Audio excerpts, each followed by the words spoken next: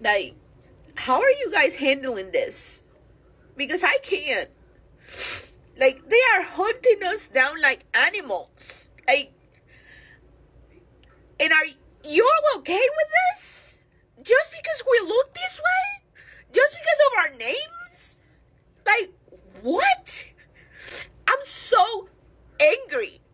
Like, there is so much rage watching those videos of raids in construction sites, like on the street, and by Proud Boys, by white supremacists. They're hunting us down.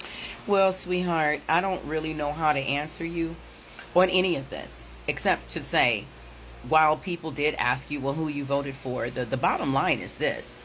It would have been really, really helpful for your community to listen to us. And while you may have voted the other way, it seems like your people did not. We totally understand what it's like to be hunted down by white supremacists. This is why we voted 92% that way.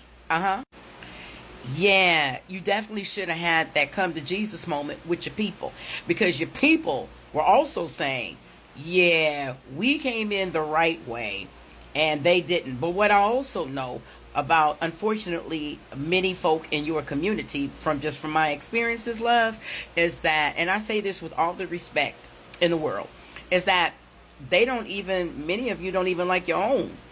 You know, the darker the skin, the more they don't like it. So they figured maybe they should go back. I'm just second guessing, what folks was thinking when they voted that way. But we know what it's like. We knew the danger that was coming. You see what I'm saying? And many of your folks were not listening based on the simple fact that we look the way we do, so nobody was going to listen, because you know that there is stark racism within your community. So no, they weren't going to listen to that. Second of all, because of the patriarchy that also happens to be not just within your group, but within other groups as well, they couldn't fathom a woman being in office. We saw that with Hillary Clinton, but the fact that Kamala was actually on that stage, right?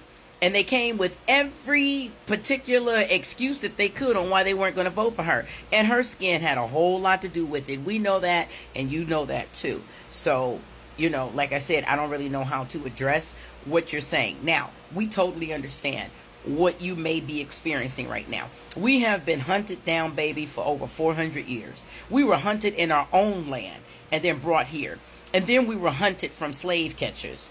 And then we were hunted from the KKK folk after the Civil War. And then we were hunted during the Jim Crow era, which we never left. We've never left, just because we can walk on the same side of folks, and really those folks get off the street and go on the other side. So, I'm saying all this to say, when folks are speaking, bring your people together and bring them with us. You understand? Because that's the only way that you're going to manage to get through anything. While you are a growing population, they are still the largest population, and they voted overwhelmingly to have folks in your community and others removed. Now, you are not the only community. And see, this is what I'm hearing.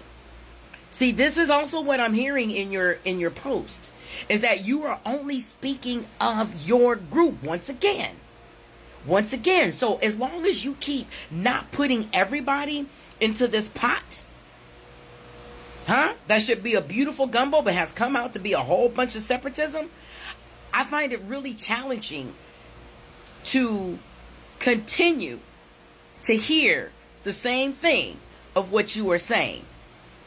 I understand what you're saying, but I'm also having challenges. The Proud Boys are just the den of the KKK. You understand? They're just the den.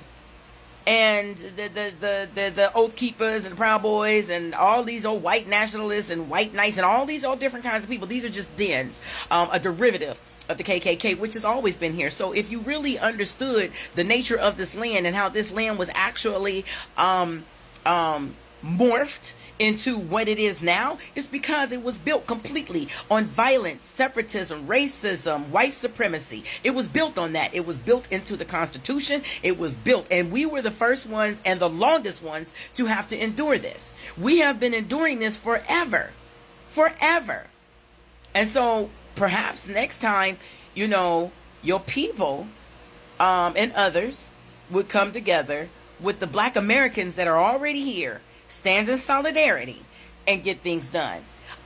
As long as you keep voting on a singular matter and as it only applies to you and not applies to the entire society of this divided nation, of this divided land, okay, the divided states of America, until